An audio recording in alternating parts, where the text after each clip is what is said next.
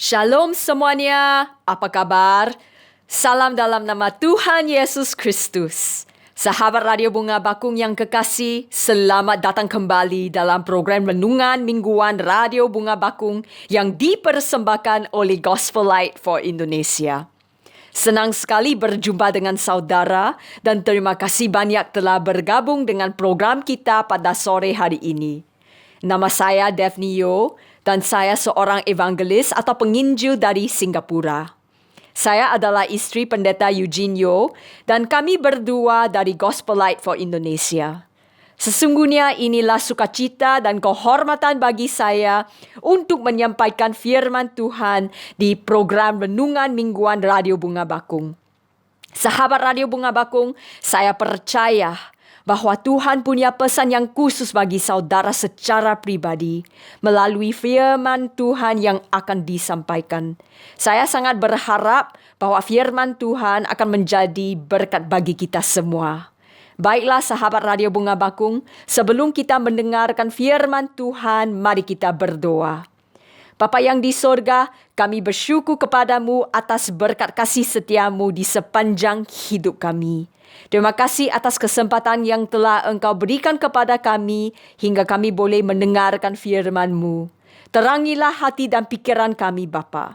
Tuntunlah hati kami supaya kami dapat mengerti segala firman-Mu pada hari ini. Kiranya kasih-Mu dan kuasa-Mu mengalir melalui diri kami dan bantulah kami supaya kami bisa menjadi pewarta kasih-Mu kepada sesama kami. Terima kasih, Bapa. Dalam nama Tuhan Yesus, kami berdoa dan mengucap syukur. Amin. Bapa, Ibu, saudara-saudari yang kekasih, setiap kita adalah manusia berdosa yang membutuhkan keselamatan dari Tuhan. Jadi, bagaimana kita bisa diselamatkan dan menjadi anak Allah sejati yang memiliki hubungan pribadi dengan Yesus Kristus dan mempunyai hidup yang kekal di sorga? Hari ini kita akan mempelajari apa artinya Injil Yesus Kristus. Karena hanya orang yang sungguh-sungguh menerima kebenaran Injil dengan hati yang terbuka oleh iman akan menjadi anak Allah, miliknya dan warga kerajaan Allah untuk selama-lamanya. Bapak, Ibu, saudara-saudari, apa itu Injil? Injil itu adalah kabar baik tentang Tuhan Yesus Kristus yang mati di kayu salib dan bangkit kembali untuk menyelamatkan kita dari dosa-dosa kita, supaya mendamaikan orang berdosa dengan Allah yang kudus. 2000 tahun yang lalu, anak Allah datang ke dunia dan dilahirkan oleh anak darah Maria. Bayi yang dilahirkan itu adalah 100% Allah dan 100% manusia. Sempurna. Kelahiran ini adalah kelahiran ajaib. Satu mujizat Allah yang terbesar.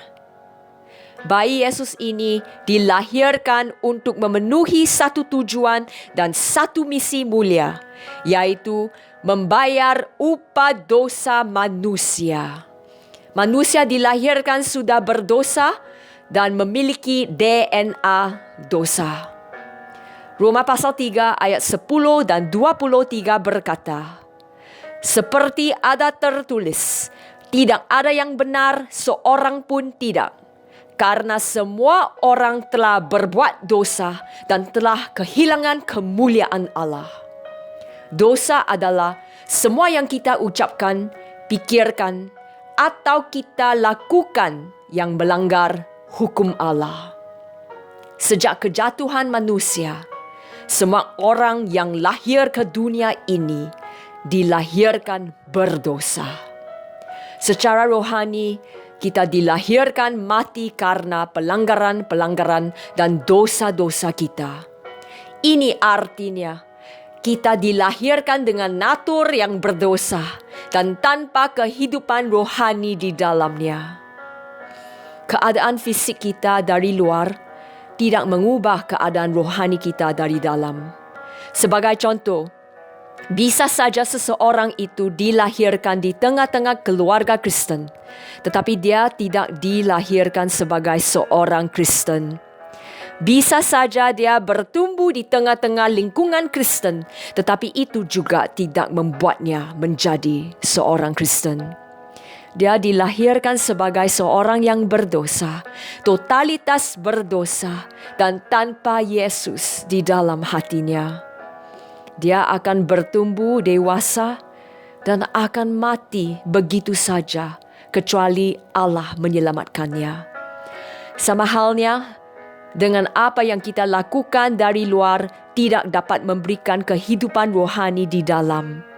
Sebagai contoh, pergi ke gereja, mengambil bagian dalam kegiatan keagamaan, atau berbuat perbuatan baik tidak dapat menyelamatkan kita dari dosa-dosa kita.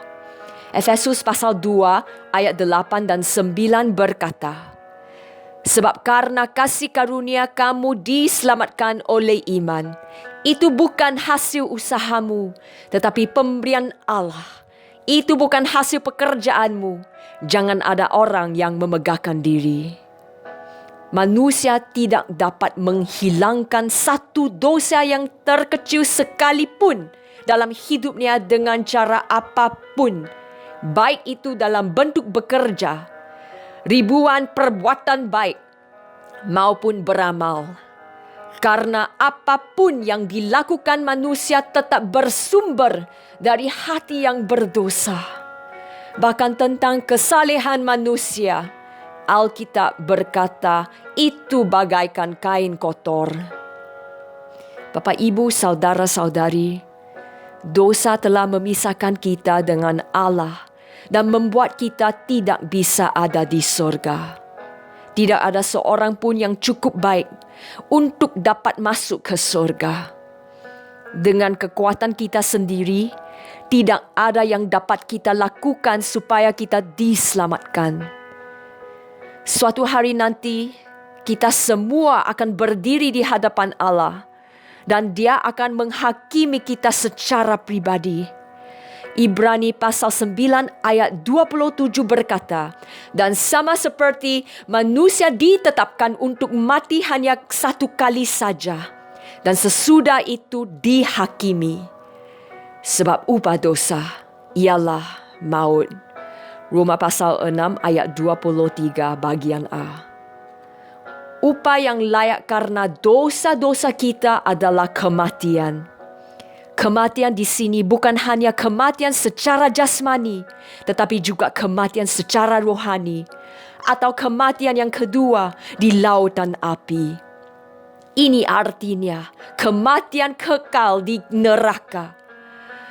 Setiap orang berhak untuk dihukum di neraka karena semua orang adalah orang berdosa yang telah jatuh dari standar kesempurnaan Allah. Di mata Allah, dosa adalah dosa dan Dia tidak membedakan antara dosa besar dan dosa kecil. Wahyu pasal 21 ayat 8 mengatakan bahwa bukan hanya orang-orang penakut, orang-orang yang tidak percaya, orang-orang keji, orang-orang pembunuh, orang-orang sundal, tukang-tukang sihir, penyembah-penyembah berhala yang dihukum ke neraka. Bahkan semua pendusta, mereka akan mendapat bagian mereka di dalam lautan yang menyala-nyala oleh api dan belerang.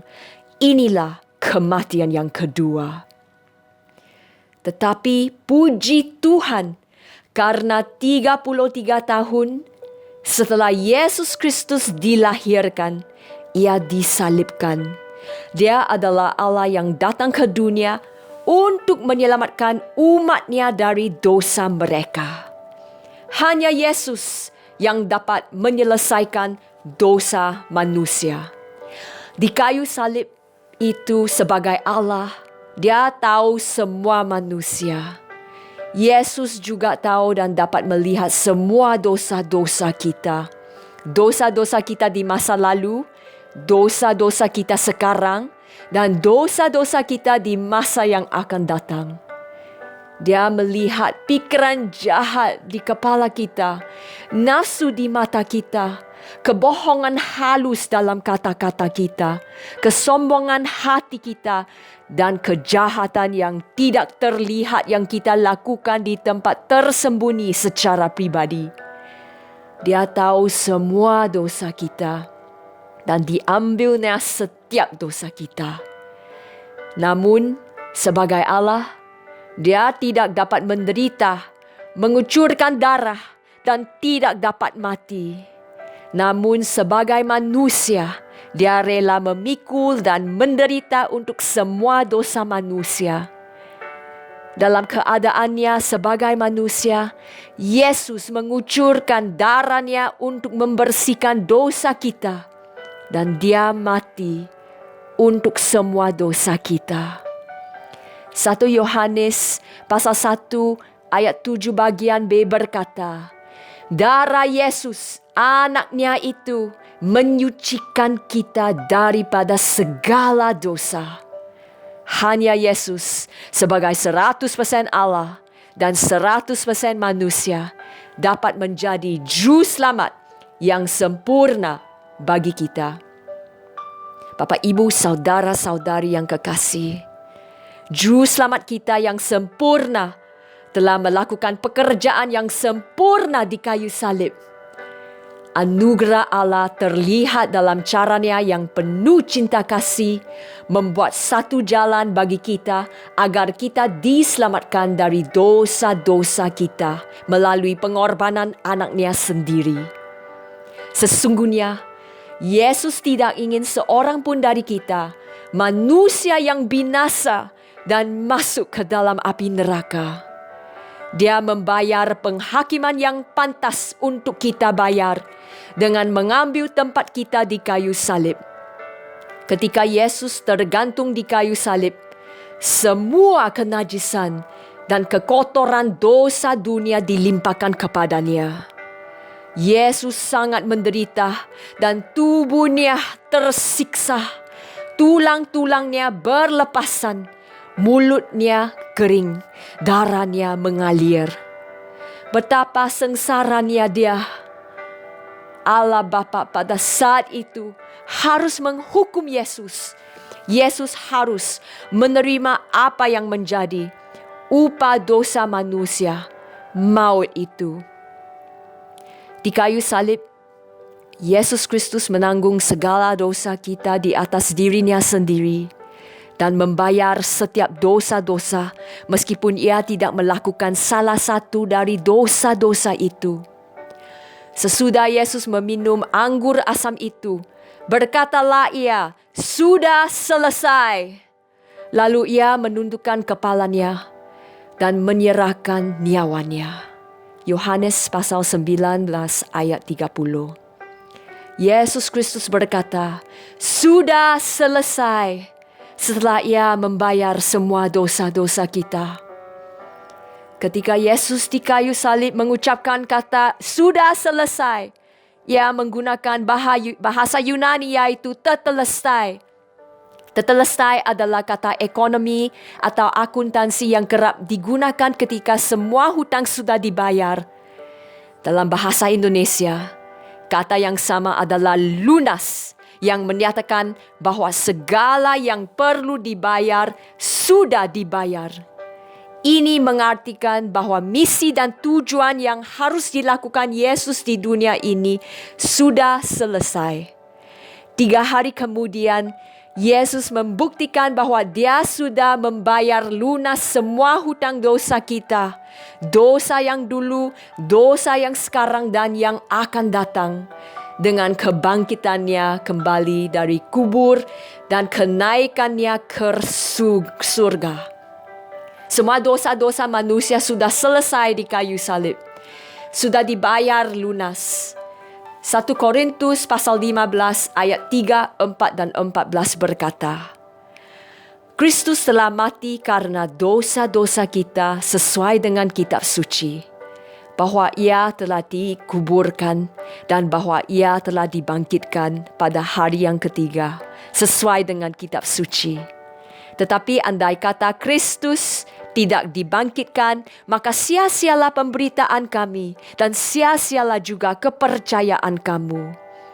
Jika dosa-dosa kita masih belum lunas dibayar dan sampai pada saat ini Yesus masih memikulnya, maka ia tidak akan mampu bangkit dari antara orang mati dan tidak akan bisa naik ke sorga, karena di sorga tidak ada dosa. Pekerjaan keselamatan sudah selesai. Hutang dosa kita sudah dibayar lunas oleh pengorbanan Yesus Kristus. Itulah sebabnya Rasul Paulus berkata dalam 1 Korintus pasal 6 ayat 20. Sebab kamu telah dibeli dan harganya telah lunas dibayar. Karena itu muliakanlah Allah dengan tubuhmu. Sesungguhnya inilah mujizat terbesar dan sesungguhnya Juru Selamat kita yang sempurna telah melakukan pekerjaan yang sempurna di kayu salib. Bapak, Ibu, saudara-saudari, dalam Yohanes pasal 3 ayat 16, Yesus berkata bahwa setiap orang yang percaya kepadanya tidak binasa, melainkan beroleh hidup yang kekal. Allah memberikan satu persyaratan saja supaya kita tidak binasa di neraka karena dosa. Syaratnya hanya percaya. Setiap orang yang percaya kepadanya tidak binasa, melainkan beroleh hidup yang kekal. Mengapa persyaratannya hanya percaya? Karena Allah ingin semua orang diselamatkan. Baik itu orang yang kaya, yang miskin, orang yang berpendidikan, dan yang tidak berpendidikan, hitam atau putih, cacat atau normal, beragama atau tidak beragama. Syaratnya hanya percaya kepada Juru Penyelamat jiwa, yaitu Yesus Kristus, Anak Allah, dan pekerjaannya di kayu salib. Yohanes pasal 1 ayat 12 dengan jelas dikatakan, semua orang yang menerimanya diberinya kuasa supaya menjadi anak-anak Allah, yaitu mereka yang percaya dalam namanya. Karena Yesus sudah membayar semua dosa-dosa kita, maka kita siap untuk bertemu dengan Allah yang kudus. Ketika nafas terakhir kita hembuskan di bumi ini, kita bisa yakin bahwa kita akan menarik nafas berikutnya bersama dengan Allah di surga. Karena janji Yesus berkata, jika kita percaya kepadanya, jiwa kita tidak binasa di neraka. Tubuh jasmani kita yang akan binasa, tetapi jiwa kita tidak akan binasa. Jelaslah apa yang dikatakan Roma pasal 6 ayat 23. Sebab upah dosa ialah maut, tetapi karunia Allah ialah hidup yang kekal dalam Kristus Yesus Tuhan kita. Semua yang telah percaya dan menerima Yesus sebagai Juru Selamat pribadi tidak akan mengalami kematian rohani atau penghukuman kekal di neraka. Mereka hanya akan pergi dari kehidupan di bumi kepada kehidupan yang berikutnya di surga. Mereka tidak akan mengakhiri hidupnya di neraka, melainkan di surga. Bagian pertama hidup mereka ada di bumi dan bagian selanjutnya ada di surga. 1 Yohanes pasal 5 ayat 13 juga memastikan mereka yang percaya dengan perkataan, kamu yang percaya kepada nama anak Allah tahu bahwa kamu memiliki hidup yang kekal. Semua orang yang percaya kepada Yesus tahu bahwa ia memiliki hidup yang kekal. Jika dikatakan kekal, maka itu berlangsung selamanya. Dengan kata lain, pada saat kita percaya akan pekerjaan Yesus yang sempurna di kayu salib, kita bertobat dari dosa dan membuka hati untuk menerimanya sebagai Tuhan dan Juru Selamat kita pribadi. Maka dari sejak saat itu, kita memiliki hidup yang kekal, yang berlangsung selamanya. Jika hidup yang kekal bisa hilang, maka itu tidak kekal. Keselamatan bukan tentang apa yang kita lakukan bagi Yesus, melainkan apa yang dilakukan Yesus di kayu salib bagi kita. Ini adalah pemberian yang sempurna dan cuma-cuma. Ini hanya dapat menjadi bagian kita jika kita percaya dan menerima Yesus sebagai Tuhan dan Juru Selamat kita secara pribadi. Bapak, Ibu, saudara, saudari, Injil adalah kekuatan Allah yang menyelamatkan setiap orang yang percaya. Ketika kita membuat keputusan pribadi untuk menerima dan bergantung pada Yesus saja untuk menyelamatkan kita dari dosa-dosa kita, kita akan memperoleh hidup yang kekal di surga. Segala dosa kita telah diampuni dan dihapus oleh pengorbanannya. Hanya oleh iman di dalam Kristus, kita diangkat menjadi anak Allah dan kita telah dibenarkan, dilayakkan, dikuduskan sekali untuk selamanya. Kita telah ditebus dari segala kutuk dan diperdamaikan dengan Allah. Kita akan mengalami kuasa Injil dalam kehidupan kita dan kita akan memiliki hubungan yang merupakan hidup dengannya. Roma pasal 10 ayat 9, 10 dan 13 berkata, sebab jika kamu mengaku dengan mulutmu bahwa Yesus adalah Tuhan dan percaya dalam hatimu bahwa Allah telah membangkitkan dia dari antara orang mati, maka kamu akan diselamatkan. Karena dengan hati orang percaya dan dibenarkan, dan dengan mulut orang mengaku dan diselamatkan. Sebab barang siapa yang berseru kepada nama Tuhan akan diselamatkan. Mari kita berdoa. Bapa yang di sorga, kami sungguh mengucap syukur buat anugerah-Mu yang besar dalam hidup kami. Engkau adalah Tuhan di atas segala Tuhan, Raja di atas segala Raja. Sesungguhnya Engkau adalah pemberi terbaik dan pemimpin yang ajaib dalam kehidupan kami. Terima kasih bahwa melalui kebenaran firman-Mu, kami bisa pegang janji-Mu yang tidak akan pernah gagal. Barang siapa yang percaya dan bergantung pada Tuhan Yesus saja untuk menyelamatkannya dari dosa-dosanya, akan diselamatkan dan memperoleh hidup yang kekal di sorga. Terima kasih untuk keselamatan kekal yang Engkau berikan dengan cuma-cuma Bapa. Sesungguhnya hanya oleh kuasa-Mu dan kasih-Mu, kami bisa menjadi anak Allah yang mendapat anugerah keselamatan dalam Tuhan Yesus Kristus. Terima kasih Bapa. Dalam nama Tuhan Yesus, kami berdoa dan mengucap syukur. Amin.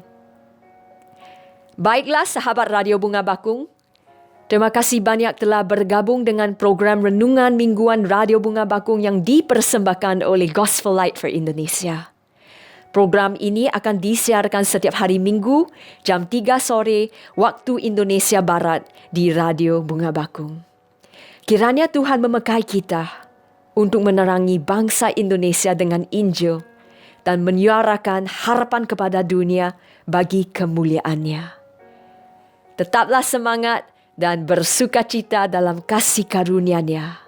Tuhan memberkati. Shalom.